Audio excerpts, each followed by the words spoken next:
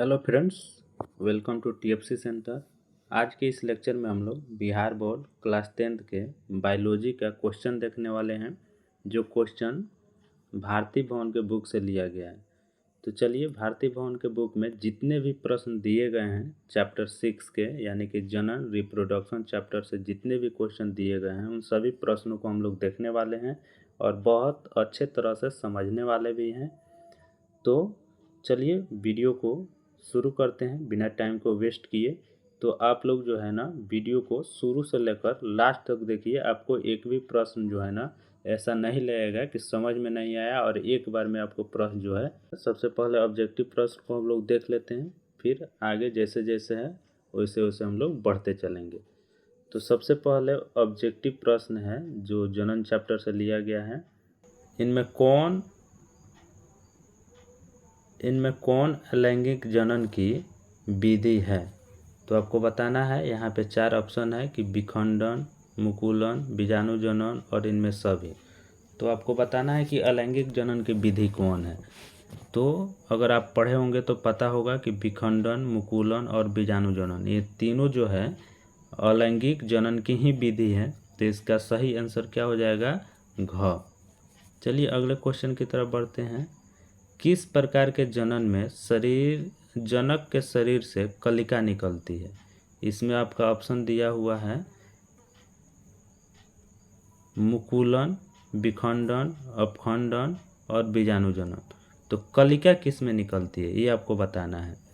तो इसका सही आंसर हो जाएगा मुकुलन। क्या हो जाएगा सही आंसर? मुकुलन। यानी कि मुकुलन में जो है ना कलिका निकलती है और तब फिर उसी कलिका से जो है ना नए पौधे या नए जीव का जो है निर्माण हो जाता है। तीसरा क्वेश्चन है कि पराग कोश में पाए जाते हैं। आपको बताना है कि पराग कोश में क्या पाया जाता है। तो पराग कोश में आपका पराग कण पाया जाता है। क्या पाया जाता है? पराग कण। अगला क्वेश्चन है कि स्त्री केसर के आधारीय भाग को क्या कहा जाता है? स्त्री केसर के आधारीय भाग को क्या कहा जाता है? वर्तिका, अंडाशय, वर्तिकाग्र या पुष्पासन। तो सही आंसर आपको बताना है। तो स्त्री केसर के आधारीय भाग को पुष्पासन कहा जाता है। क्या कहा जाता है? पुष्पासन। यानी कि घ जो है सही आंसर होगा। 5वां क्वेश्चन है कि पुकेसर के अग्रभाग को क्या कहा जाता है? आपका इसमें ऑप्शन है वर्तिका, परागकोश, वर्तिकाग्र और परागनली। तो पुकेसर यानी कि जो नर भाग होता है पुष्प का, उसका जो है अग्रभाग क्या कहलाता है? तो उसके अग्रभाग को हम लोग बोलते हैं परागकोश। क्या बोलते हैं? परागकोश। यानी कि ऑप्शन ख जो है एकदम राइट आंसर है। चलिए अगला क्वेश्चन देखते हैं कि निषेचन की क्रिया किस जीव में मुख्यतः होती है? इसके लिए आपको 4 ऑप्शन दिए गए हैं। ऑप्शन इस प्रकार से हैं। ऑप्शन है अमीबा, ईस्ट, पुष्पी, पादप एवं जंतु में और इनमें से कोई नहीं। तो निषेचन किस में होता है? तो निषेचन पुष्पी पादप में होता है और जंतु में होता है। ठीक है, यानी कि जिसमें लैंगिक जनन होती है उसी में निषेचन होता है। अलैंगिक वाले में निषेचन की क्रिया नहीं होती है। तो इसके लिए सही आंसर क्या हो जाएगा? ग, यानी कि पुष्पी पादप एवं जंतुओं में। निषेचन के फलस्वरूप अंडाशय की दीवारें बनाती है। तो जब निषेचन होता है तो उस समय अंडाशय की जो दीवारें होती है वो किस में कन्वर्ट हो जाती है ये आपको बताना है। फूल में, बीज में, फल में या भ्रूण में। तो इसका सही आंसर क्या हो जाएगा कि फल में परिवर्तित हो जाती है। यानी कि निषेचन के फलस्वरूप अंडाशय की जो दीवारें होती है वो फल बन जाती है। अगला क्वेश्चन है कि बीजांड की दीवारें मोटी होकर क्या बनाती है? तो बीजांड की दीवारें जो मोटी होती है तो बीज बनाती है। तो याद रखना है बीजांड ब से स्टार्ट है और बीज भी ब से स्टार्ट है। तो इसका मैचिंग हो जा रहा है। तो बीजांड का बीज से मैचिंग करना है और अंडाशय का फल से मैचिंग करना है। चलिए अगला क्वेश्चन है कि निम्नलिखित में से कौन सा भाग केवल पुरुष जननांग में पाया जाता है? ये आपको 4 ऑप्शन दिया गया है। फैलोपियन नलिका, शुक्रवाहिका, लेबिया माइनोरा और परिपक्व ऊतक। तो इसमें कौन है जो केवल पुरुष में ही पाया जाता है, पुरुष जननांग का भाग है। तो इसमें शुक्र वाहिका जो है ये पुरुष जननांग का भाग है, बाकी जो है ये मादा जनन अंग का भाग है। फैलोपियन नलिका, लेविया माइनोरा और परिपक्व पुटक ये सब महिलाओं में पाए जाते हैं। चलिए अगला क्वेश्चन है, नर युग्मक तथा मादा युग्मक के संयोजन से बनता है। तो नर युग्मक और मादा युग्मक का जब संयोजन होता है तो क्या बनता है, ये आपको बताना है। इसके लिए भी आपको 4 ऑप्शन दिए गए हैं और इनमें से आपको बताना है। पहला ऑप्शन है जाइगोट, अंडाणु, शुक्राणु या वीर्य। तो नर युग्मक यानी कि शुक्राणु और अंडाणु के मिलने से जो यूनिसेलुलर जो जीव बनता है उसको हम लोग जाइगोट बोलते हैं। क्या बोलते हैं? जाइगोट। स्त्रियों के मासिक चक्र में एक परिपक्व अंडाणु किस दिन अंडाशय से बाहर निकलता है? तो मासिक चक्र में जो अंडाणु होता है वो किस दिन अंडाणु से जो है ना बाहर निकलता है, ये बताना है। तो इसका सही आंसर क्या हो जाएगा आपका? ख, यानी कि 14वें दिन। निम्नलिखित में से कौन लैंगिक जनन संचारित रोग है? तो आपको बताना है, ये 4 रोग का नाम दिया गया है, एड्स, गोनोरिया, सिफिलिस और टाइफाइड। इसमें ये बताना है कि कौन लैंगिक संचारित रोग नहीं है। तो इसमें कौन लैंगिक संचारित रोग नहीं है? तो एड्स आपका लैंगिक संचारित है, गोनोरिया है, सिफिलिस है, यानी कि ये जो टाइफाइड है ये आपका लैंगिक संचारित रोग नहीं है। अब आगे है रिक्त स्थानों की पूर्ति करें। इसमें आपका पहला क्वेश्चन दिया हुआ है कि जनन द्वारा जीव अपनी जातियों का क्या करते हैं? तो जनन द्वारा जीव अपनी जातियों का परिरक्षण करते हैं। क्या करते हैं? परिरक्षण करते हैं। अगला है कि अलैंगिक जनन से उत्पन्न होने वाले संतानें, अलैंगिक जनन से जो संतानें उत्पन्न होता है वो कैसे होता है? तो अपने पेरेंट्स के समान होता है, यानी कि अपने जनक के समान होता है। तो क्या आंसर हो जाएगा? जनक के समान होता है। मलेरिया परजीवी में समानतः डॉट डॉट डॉट द्वारा जनन होता है, यानी कि मलेरिया परजीवी में किसके द्वारा जनन होता है? तो इसका सही आंसर हो जाएगा बहुखंडन। क्या हो जाएगा? बहुखंडन, बहुखंडन के द्वारा। अगला क्वेश्चन है कि बीजाणु का निर्माण होता है। तो ये बताना है कि बीजाणु का निर्माण कहाँ होता है? तो बीजाणु का निर्माण जो है बीजाणु धानी में होता है। बीजाणु धानी, धानी। अगला क्वेश्चन है कि लैंगिक जनन में डॉट डॉट डॉट और डॉट डॉट का संकलन होता है। तो लैंगिक जनन में किसका संकलन होता है? तो नर युग्मक और मादा युग्मक का संकलन होता है। ठीक है, तो आपको याद रखना है नर युग्मक, नर युग्मक, नर युग्मक और मादा युग्मक का संकलन होता है। शुक्राणु एवं अंडाणु के संकलन को क्या कहा जाता है? तो शुक्राणु और अंडाणु के संकलन को निषेचन कहा जाता है। निषेचन,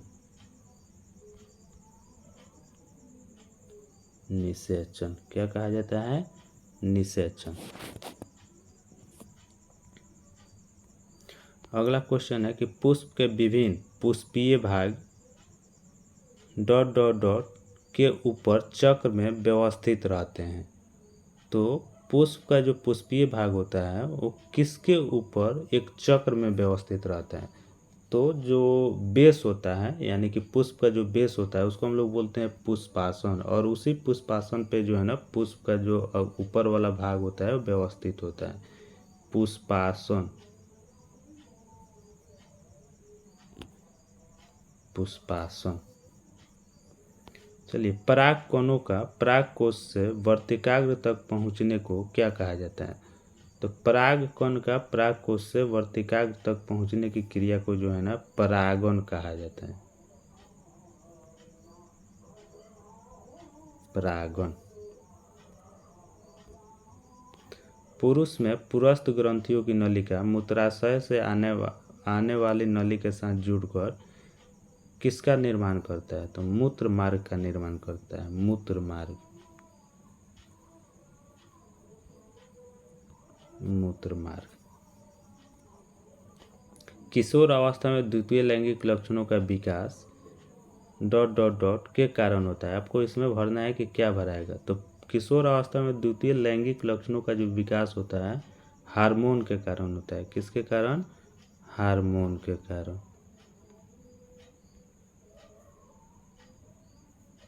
हार्मोन के कारण। चलिए, मनुष्य में ... की गुहा में भ्रूण का विकास होता है। तो जो भ्रूण का विकास होता है वो कहाँ होता है? तो मनुष्य के गर्भाशय की गुहा में होता है, गर्भाशय,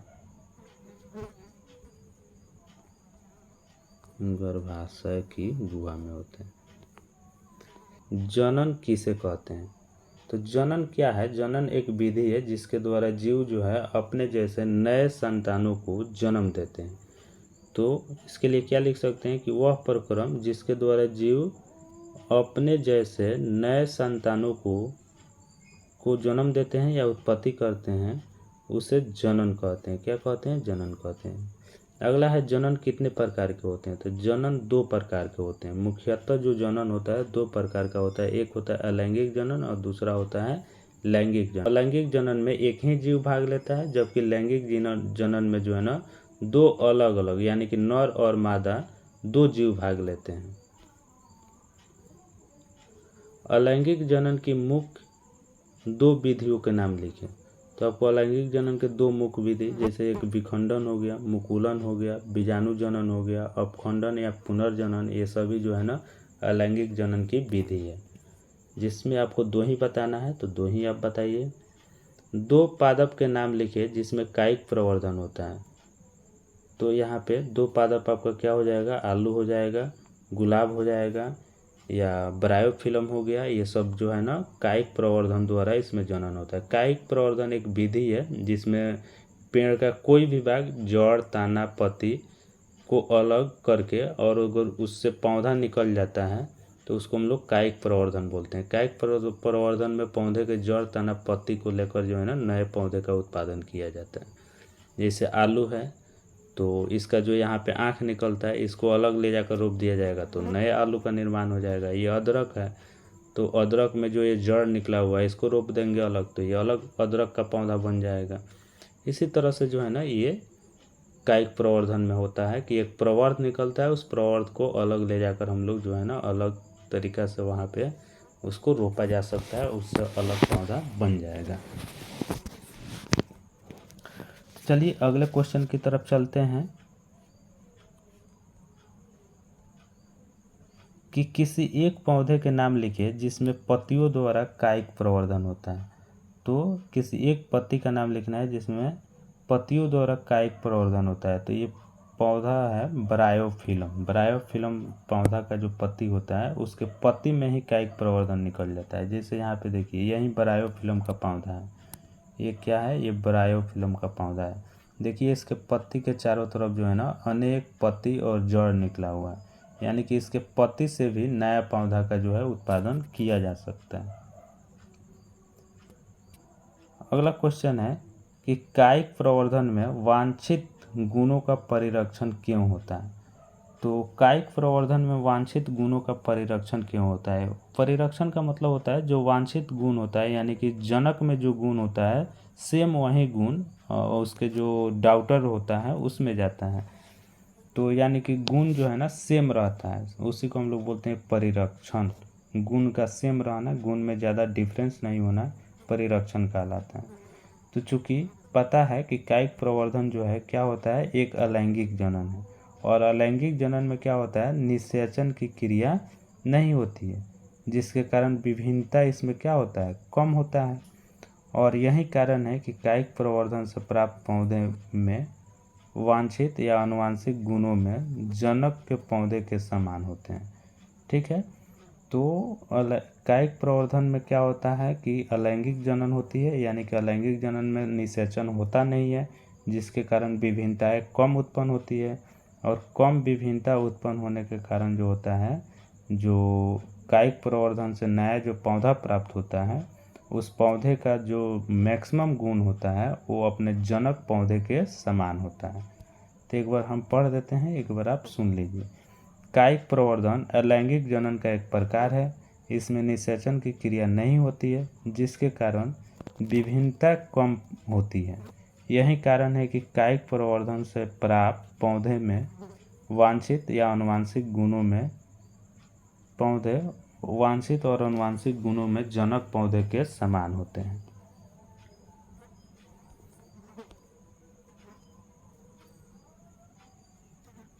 अगला है डीएनए प्रतिकृति का जनन में क्या महत्व है। तो डीएनए प्रतिकृति का जनन में क्या महत्व है ये आपको बताना है।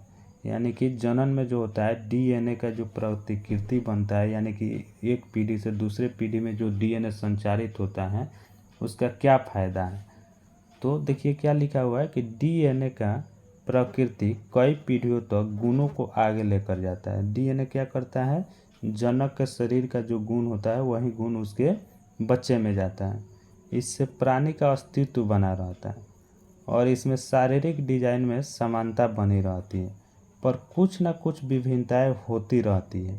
ठीक है, तो डीएनए प्रतिकृति में क्या होता है कि ये जो है जनक का गुण उसके डॉटर में लेकर जाता है, लेकिन फिर भी चूंकि डीएनए प्रतिकृति किस में बनता है, लैंगिक जनन में। तो इसमें दो प्रकार के डीएनए मिलते हैं, तो जब दो प्रकार के डीएनए मिलेंगे तो उसमें कुछ ना कुछ तो विभिन्नता होगा, और इन्हीं विभिन्नताओं के कई पीढ़ियों तक एकत्र होने के चलते जीवों की नई जाति का विकास हो जाता है। ठीक है, तो इस विभिन्नता का फायदा क्या होता है कि डीएनए की प्रतिकृति बनने से डीएनए में जो अगला पीढ़ी होता है उसमें कुछ ना कुछ विभिन्नता होती जाती है, और इस विभिन्नता के कारण क्या होता है कि नई जाति का विकास होता है। जैसे यहाँ अगर फोटो देखें तो ये देखिए आदि मानव का जो है फोटो है। सबसे शुरू में ये मानव कैसा था, इस प्रकार से था। उसके बाद क्या हुआ, ये थोड़ा सा खड़ा हो गया। उसके बाद देखिए यहाँ पे जो है ना, ये जो है ना इसके शरीर से कुछ बाल गायब हो गया। उसके बाद से धीरे धीरे देखिए चेंजिंग होते होते जो है ना आज का मानव कैसा है, इस प्रकार से।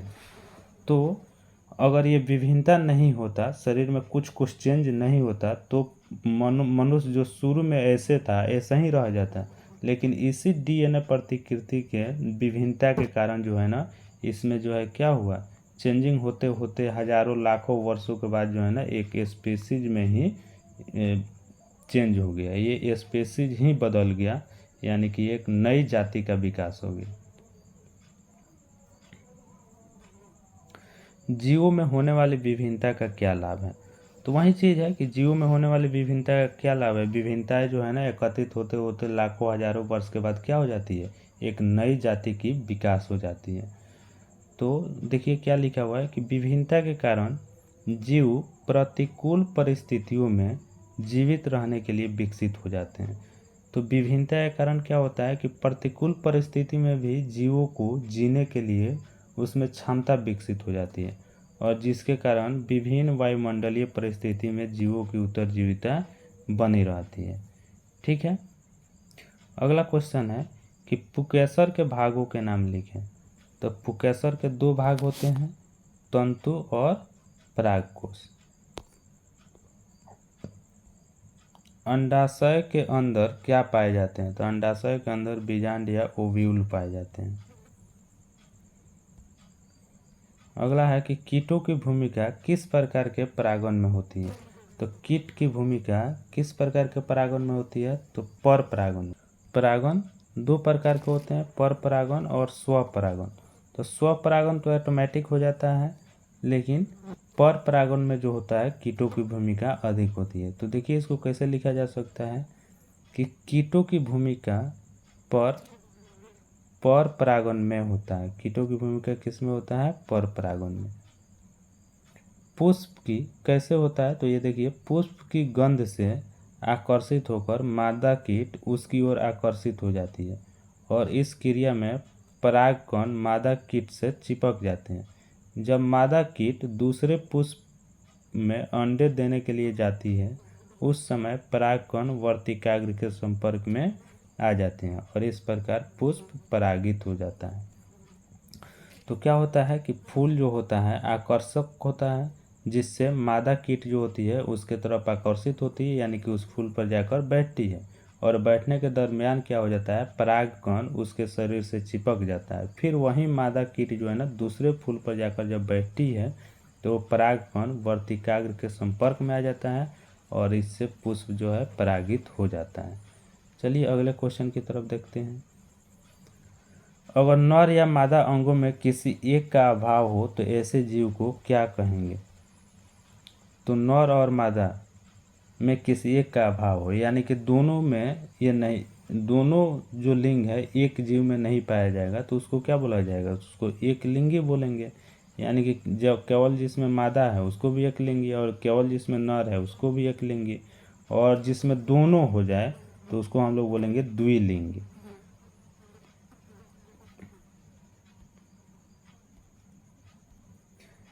दो ऐसे जंतुओं के नाम लिखे जिसमें लैंगिक प्रजनन होते हैं, सॉरी अलैंगिक प्रजनन होते हैं। तो क्या हो जाएगा? Amoeba, paramecium. इसका बहुत सारा एग्जांपल आप दे सकते हैं, हाइड्रा, प्लेनेरिया। ठीक है, तो इसका तो बहुत सारा आप जो भी है एग्जांपल दे सकते हैं। पुरुष में वृषण त्वचा की बनी जिस थैली जैसी रचना में स्थित होते हैं वह क्या कहलाती है? तो पुरुष में वृषण जो है त्वचा की बनी जिस थैली जैसी रचना में स्थित होती है उसको हम लोग क्या बोलते हैं? उसको वृषण कोश बोलते हैं। क्या बोलते हैं? वृषण कोश। तो वृषण जिस थैली जैसी रचना में रहती है उसको वृषण कोश बोलते हैं। अंडाणुओं का अंडाशय से बाहर निकलने की क्रिया क्या कहलाती है? तो अंडाणु का अंडाशय से बाहर निकलने की क्रिया अंडोत्सर्ग कहलाती है। क्या कहलाती है? अंडोत्सर्ग। मनुष्य अंडाणुओं का शुक्राणु द्वारा निषेचित स्त्री के किस जननांग में होता है? यानी कि मनुष्य का अंडाणु शुक्राणुओं के द्वारा निषेचित कहाँ पे होता है? जननांग के किस अंग में होता है ये बताना है। तो इसका सही आंसर हो जाएगा फैलोपियन नलिका में। यानी कि फैलोपियन नलिका में जो होता है अंडाणु और शुक्राणु का निषेचन होता है। ये फिगर यहाँ पे दिया हुआ है।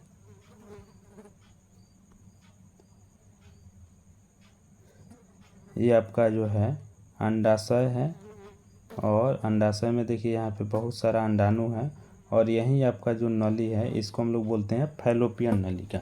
तो इसी फैलोपियन नलिका में यहाँ से अंडाणु निकल के यहाँ पे आता है और इधर से शुक्राणु जो है आकर यहाँ पे इसको निषेचित कर देता है और जब निषेचित हो जाता है तो फिर यहाँ से ये अंडाणु चलकर यहाँ पे कहाँ पे आ जाता है? गर्भाशय में आ जाता है और गर्भाशय में इसको हम लोग भ्रूण बोलते हैं और फिर भ्रूण का विकास होते होते एक डेवलप होकर बेबी के रूप में कन्वर्ट हो जाता है।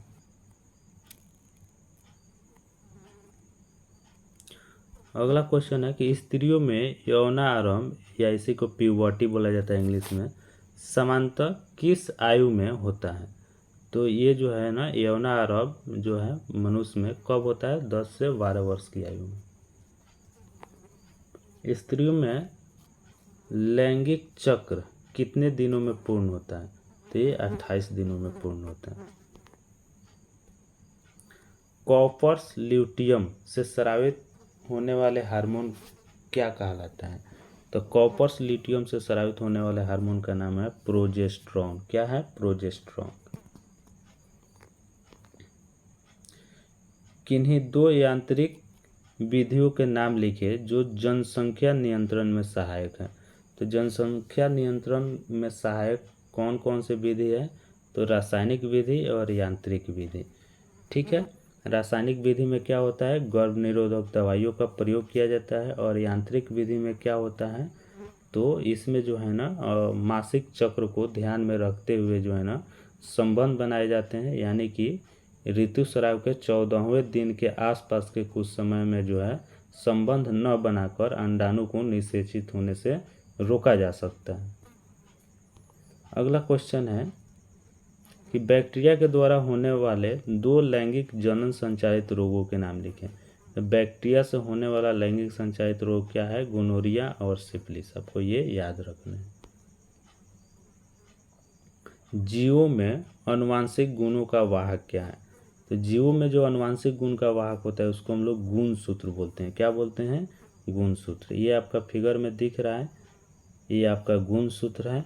अगर इस गुणसूत्र को काटेंगे तो देखिए यहाँ पे दिखाया गया है कि गुणसूत्र कैसे होता है। तो ये क्या है? आपका सेल है। और सेल में जो है ना, आपको पता है कि प्रत्येक सेल में एक बड़ा सा केंद्रक होता है, न्यूक्लियस।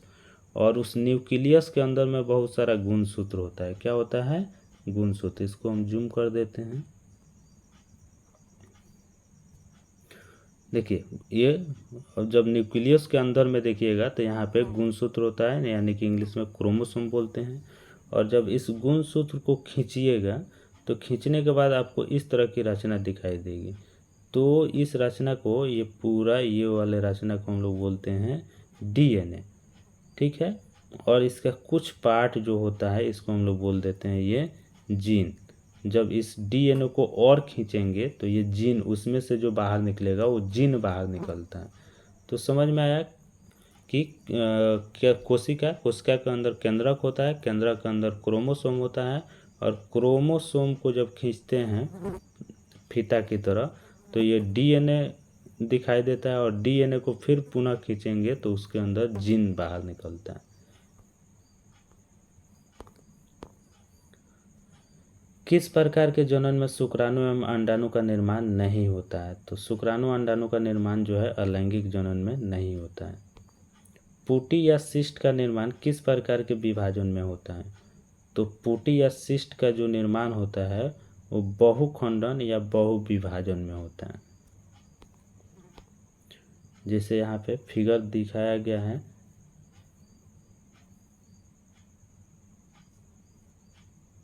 कि आपका पेरेंट सेल है और इसमें क्या है? केंद्रक है। और इसमें देखिए एक केंद्रक जो है ना डिवाइड होकर बहुत सारा जो है केंद्रक बना दिया। और इसके ऊपर में एक लेयर बन जाता है जिसको हम लोग पुटी या सिस्ट बोलते हैं। और यहीं पुटी या सिस्ट जब ब्रेक होता है तो इसमें से बहुत सारा जो है ना डॉटर सेल बाहर निकल जाता है और सब अपना जीवन यापन अलग अलग करने लगता है। अगला है कि प्लेनेरिया में जनन मुख्यतः किस विधि से होता है?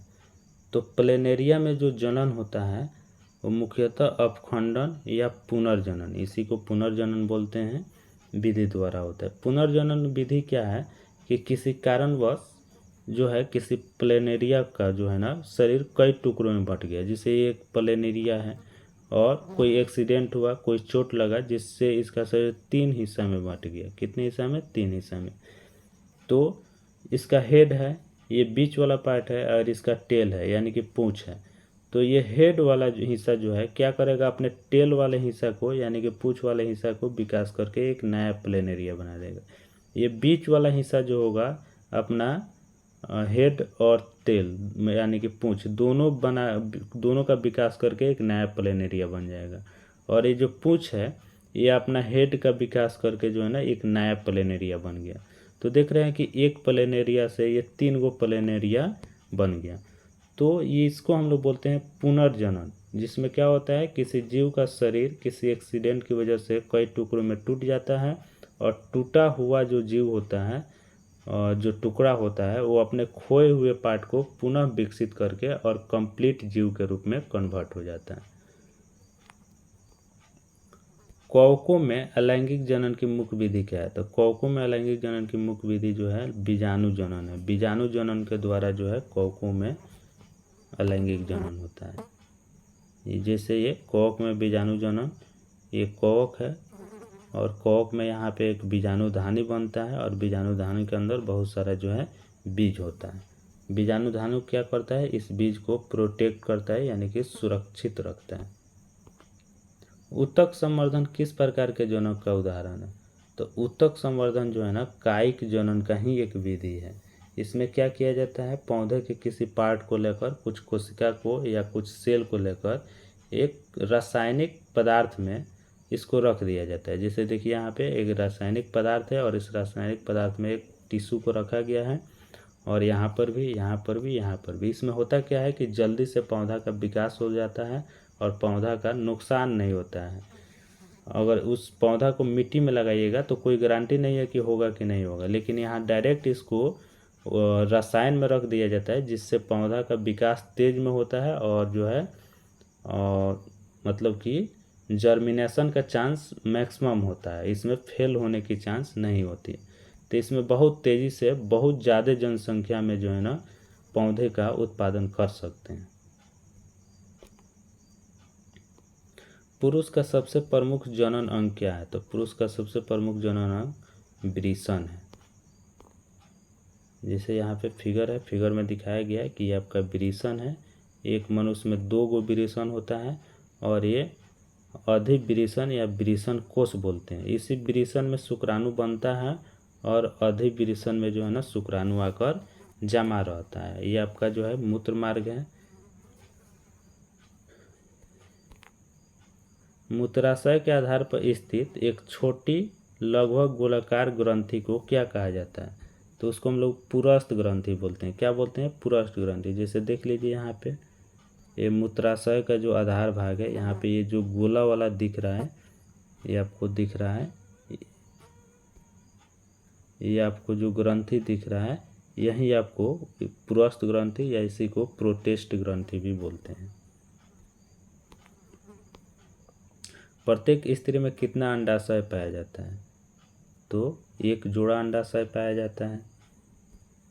अंडाणु किस नलिका के द्वारा गर्भाशय में पहुंचता है? तो फैलोपियन नलिका के द्वारा ही अंडाणु गर्भाशय में पहुंचता है। ये आपका जो है फैलोपियन नलिका है। अंडाणु यहाँ से निकलकर और इसी रास्ते जो है गर्भाशय में पहुंचता है। गर्भाशय के निचले सकरे भाग को क्या कहते हैं? तो उसको हम लोग बोलते हैं ग्रीवा। क्या बोलते हैं? ग्रीवा। गर्भाशय का देख लीजिए, ये गर्भाशय है और इसका जो निचला ये सकरा भाग यानी कि पतला भाग होता है उसको गर्भाशय ग्रीवा बोलते हैं। गर्भाशय के निचले सकरे भाग को, ये तो हो गया। कॉपर्स ल्यूटियम्स किस प्रकार की ग्रंथि है? तो कॉपर ल्यूटियम किस प्रकार की ग्रंथि है? तो यह एक अंतःस्रावी ग्रंथि है। प्रोजेस्टेरॉन हार्मोन कहाँ से स्रावित होता है? तो उसे कॉपर ल्यूटियम से स्रावित होता है। स्त्रियों के मूत्र जनित नलिकाओं में एक प्रकार के प्रोटोजोआ से होने वाला संक्रमण को क्या कहते हैं? तो प्रोटोजोआ से होने वाले संक्रमण को हम लोग बोलते हैं ट्राइकोमोनियासिस। क्या बोलते हैं? ट्राइकोमोनियासिस। ये एक रोग है जो स्त्रियों के मूत्र जनन नलिका में होता है और ये प्रोटोजोआ के कारण होता है। इसका लक्षण क्या है कि योनि से सफ़ेद, भूरा, पीला, हरा कलर का जो है एक असमान गंध के साथ स्राव होता है। ब्लड भी आने लगता है। जननांगों में लालिमा यानी कि लाल हो जाता है एवं सूजन हो जाता है। बार बार पेशाब महसूस होता है और पेशाब के दौरान या शारीरिक संबंध बनाते समय दर्द भी होता है। तो ये इसका लक्षण है ट्राइकोमोनियासिस का, जो प्रोटोजोआ से होने वाला एक रोग है और इसको हम लोग लैंगिक संचारित रोग बोलते हैं। अब जो है हम लोग को लघु उत्तरीय प्रश्न देखना है। लघु उत्तरीय प्रश्न में क्या है कि अलैंगिक जनन की मुख्य विशेषता क्या है? तो इसकी जो विशेषता है कि इसमें एक ही जीव भाग लेते हैं, युग्मक का निर्माण नहीं होता है, इसमें समसूत्री कोशिका विभाजन होता है। अलैंगिक जनन के बाद जो संतानें पैदा होती हैं वो अनुवांशिक गुण में ठीक जनक के समान होता है, यानी कि जैसा पेरेंट्स होता है सेम वैसा ही जो है डॉटर होता है। द्विखंडन एवं बहुखंडन में क्या अंतर है या विभेद है? तो द्विखंडन में क्या होता है, एक जीव से 2 जीव बनते हैं। यह अनुकूल परिस्थितियों में पूर्ण होती है, यानी कि अनुकूल परिस्थिति में द्विखंडन होता है और कोशिका के चारों ओर सिस्ट या पुटी का निर्माण नहीं होता है। लेकिन बहुखंडन में क्या होता है कि एक जीव से 2 से अधिक जीव बनते हैं। यह प्रतिकूल परिस्थिति में होता है और इसमें सिस्ट या पुटी का निर्माण होता है, बाकी उसमें द्विखंडन में नहीं होता है। कायिक प्रवर्धन को परिभाषित करें। तो कायिक प्रवर्धन क्या है, ये आपको पता है कि पौधे के जड़, तना, पत्ती से जो है ना, अगर कोई पौधा उगता है तो उसको हम लोग कायिक प्रवर्धन बोलते हैं।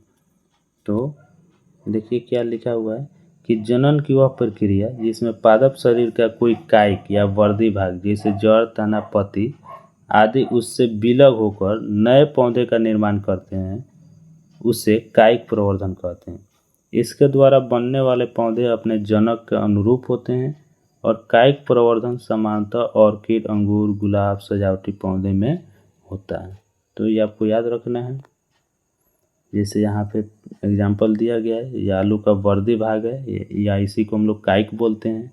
ये प्याज का आपका वर्धी भाग है, ठीक है। ये आपका गुलाब है, ठीक है। ये प्याज जो है, इसके जड़ से जो है ना नया प्याज निकल रहा है।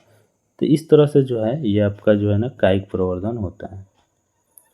पुनर्जनन में क्या होता है, तो पुनर्जनन आप पढ़े वहाँ पे ऊपर में कि पुनर्जनन में क्या होता है, किसी जीव का जो शरीर होता है किसी एक्सीडेंट की वजह से कई टुकड़ों में टूट जाता है और प्रत्येक टुकड़ा अपने खोए हुए भाग को जो है ना पुनः विकास कर लेता है, जिससे वो पूर्ण जीव के रूप में अपना जीवन यापन करना शुरू कर देता है। तो इसी बात को लिख देना है कि इस प्रकार के जनन में जीवों का शरीर किसी कारण प्राकृतिक या कृत्रिम कोई भी हो सकता है, दो या अधिक टुकड़ों में खंडित हो जाता है तथा प्रत्येक खंड अपने खोए हुए भाग का विकास कर पूर्ण विकसित नए जीवों में परिवर्तित हो जाता है और समान जीवन यापन करता है। इस प्रकार के जनन स्पाइरोगैरा, हाइड्रा तथा प्लेनेरिया में होता है। जैसे ये आपका प्लेनेरिया है, इसको बता दिए थे ऊपर में कि ये पेरेंट सेल है, किसी कारणवश ये 3 टुकड़ा में टूटा और ये जो है ना अपना अपना खोया हुआ पार्ट विकास करके नया नया फिर 3 गो प्लेनेरिया बन गया। बीजाणु जनन से जीवों को क्या लाभ है, तो बीजाणु जनन द्वारा जीव लाभान्वित होता है क्योंकि बीजाणु के चारों ओर एक मोटी भित्ति, जिसको हम लोग बीजाणुधानी बोलते हैं, होती है जो प्रतिकूल परिस्थितियों में उसका रक्षा करता है और नम सतह के संपर्क में आने पर वह वृद्धि करने लगती है।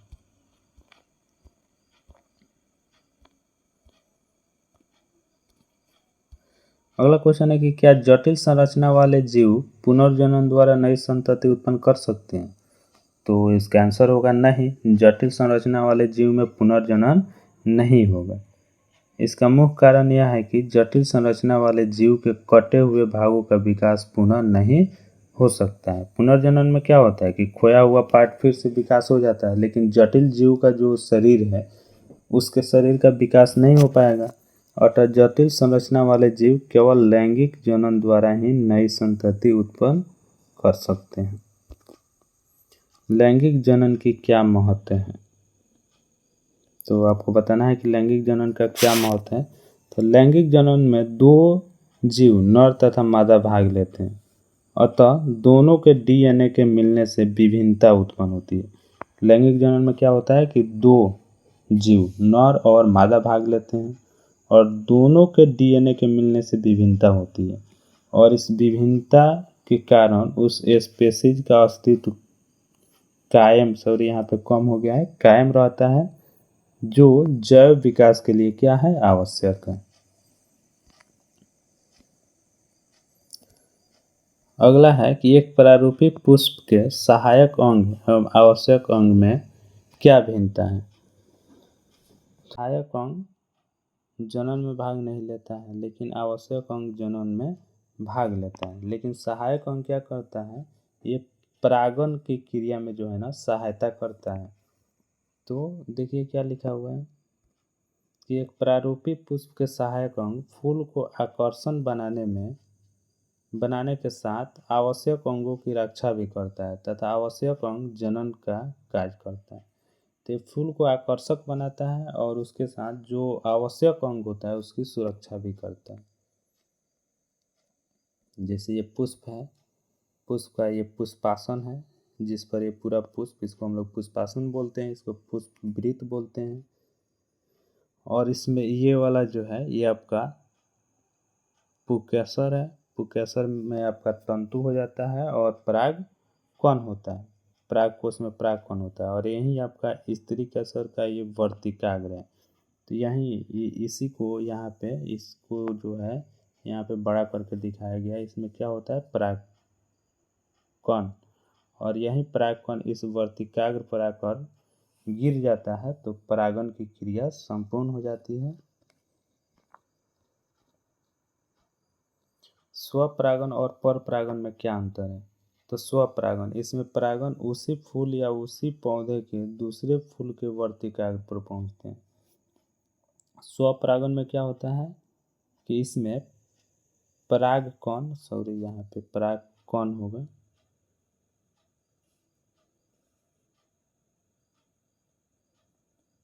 परागकण उसी फूल या उसी पौधे के दूसरे फूल के वर्तिकाग्र पर पहुंचते हैं।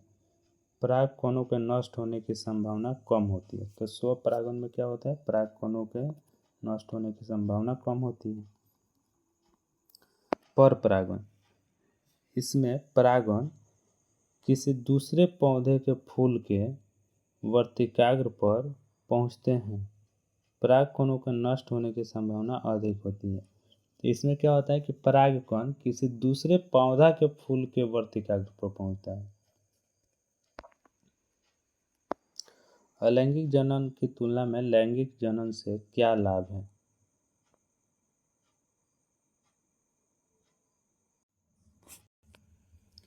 अलैंगिक जनन की तुलना में लैंगिक जनन से क्या लाभ होता है? तो आपको बताना है कि अलैंगिक जनन की तुलना में लैंगिक जनन में क्या फायदा है, ये चीज़ आपको बताना है। तो देखिए क्या लिखा हुआ है कि लैंगिक जनन द्वारा उसी तरह की संतति उत्पन्न होती है। लैंगिक जनन में क्या होता है कि संतति जो उत्पन्न होता है जनक के समान होता है, जैसा जनक होता है जो नई स्पीशीज उत्पन्न करने में सहायक नहीं है। इसके विपरीत लैंगिक जनन द्वारा डीएनए प्रतिकृति की सहायता से नई स्पीशीज उत्पन्न होती है, जिससे कुछ भिन्न तरह के जीव प्राप्त होते हैं, और ये विभिन्नताएं जीवों के अनुकूल और विकास में सहायता करती है। बीज पत्र का क्या लाभ है? तो बीज पत्र में जिसमें खाद्य पदार्थ जमा रहता है वह अंकुरित हुए भ्रूण का पोषण करता है।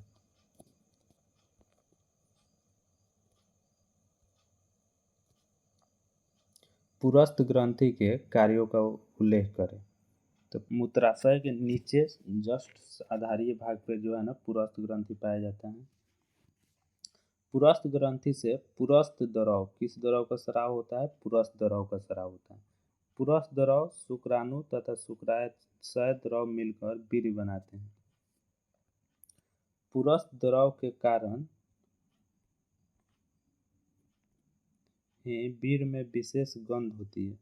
पुरस्थ द्रव वीर्य के शुक्राणुओं को उत्तेजित करता है। तो पुरस्थ द्रव क्या करता है? वीर्य का जो शुक्राणु होता है उसको उत्तेजित करता है।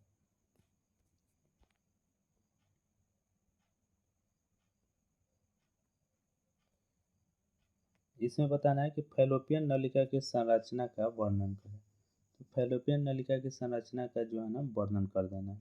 फैलोपियन नलिका एक जोड़ी चौड़ी नलिका है, ठीक है, जो अंडाशय के ऊपरी भाग से शुरू होकर नीचे की ओर जाती है और अंत में गर्भाशय से जुड़ जाती है। देख सकते हैं यहाँ पर फिगर होगा, यह है फैलोपियन नलिका जो अंडाशय के ऊपरी भाग से, ये अंडाशय है, अंडाशय के ऊपरी भाग से शुरू होता है और नीचे चलकर अंत में जो है ना गर्भाशय से जुड़ जाता है।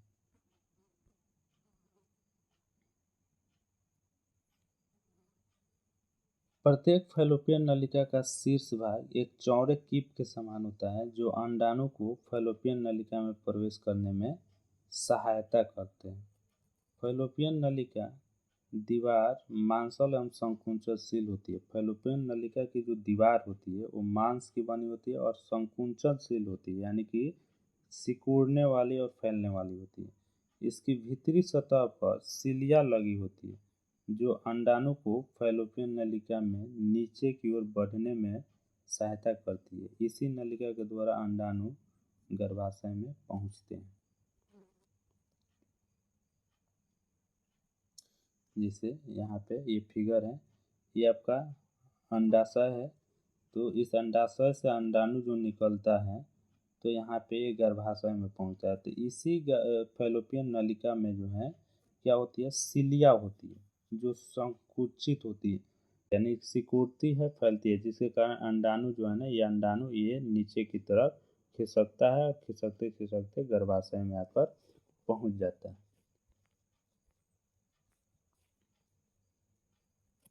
निषेचित न हो सकने वाले एक परिपक्व अंडाणु का क्या होता है? जब अंडाणु अंडाशय से निकलकर फैलोपियन नलिका में पहुंचता है और वहां पर उसका निषेचन नहीं होता है तो उस अंडा का क्या होता है, ये चीज आपको बताना है। अंडाणु प्रत्येक माह एक अंड का उत्सर्जन करता है। अंडाणु जो होता है प्रत्येक माह एक अंडा का उत्सर्जन करता है और इसी दरमियान गर्भाशय की अंतर्भित्ति मांसल और स्पंजी हो जाती है और जितना दिन में यह अंडाणु जो है परिपक्व होकर निकलने के लायक होता है, उसी समय के अंतर में जो गर्भाशय की दीवारें होती है वो स्पंजी और मांसल बन जाती है। यह अंड के निषेचन के बाद उसके पोषण के लिए आवश्यक होता है, क्योंकि जो गर्भाशय में ये जो तैयारी होती है ये निषेचन के बाद जो अंडा होगा उसके पोषण के लिए जरूरी है। परंतु निषेचन न होने की अवस्था में इस परत की कोई आवश्यकता नहीं रहती है, अतः यह परत धीरे धीरे टूटकर योनि मार्ग से रुधिर एवं म्यूकस के रूप में निष्कासित होती है। इस चक्र में लगभग 1 मास का समय लगता है तथा इसे ऋतुस्राव अथवा रज्जु धर्म कहते हैं। इसकी अवधि लगभग 2 से 5 दिनों तक की होती है, यानी कि 2 से 5 दिन में जो है ना ये गर्भाशय की जो मांसल रचना होती है स्पंजी, वो टूट टूट कर जो है ना योनि मार्ग के थ्रू बाहर गिर जाता है। जनसंख्या नियंत्रण में रासायनिक विधियों का उपयोग किस प्रकार होता है?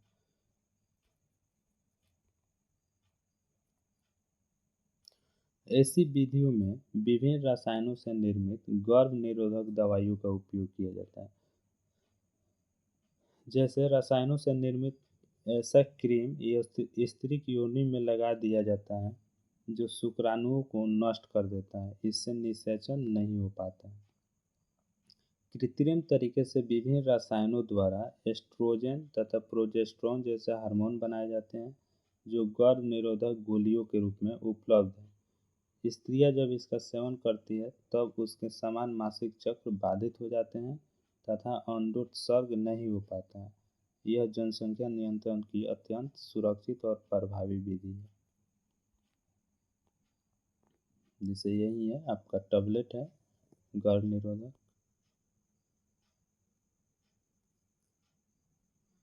लैंगिक संचारित रोगों को तालिका के माध्यम से दर्शाइए। तो लैंगिक संचारित जितने भी रोग हैं उसको आपको एक तालिका के रूप में बताना है। तो इसमें आपको 3 गो तालिका बना लेना है। एक में लिखना है बैक्टीरिया जनित रोग, दूसरे में वायरस जनित रोग और तीसरे में प्रोटोजोआ जनित रोग। अब बैक्टीरिया से होने वाला रोग का नाम आपको क्या है? गोनोरिया, सिफिलिस और यूरेथ्राइटिस। वायरस से होने वाला रोग क्या है? सर्विक्स कैंसर और हार्पिक एड्स। और प्रोटोजोआ से होने वाला रोग ट्राइकोमोनियासिस।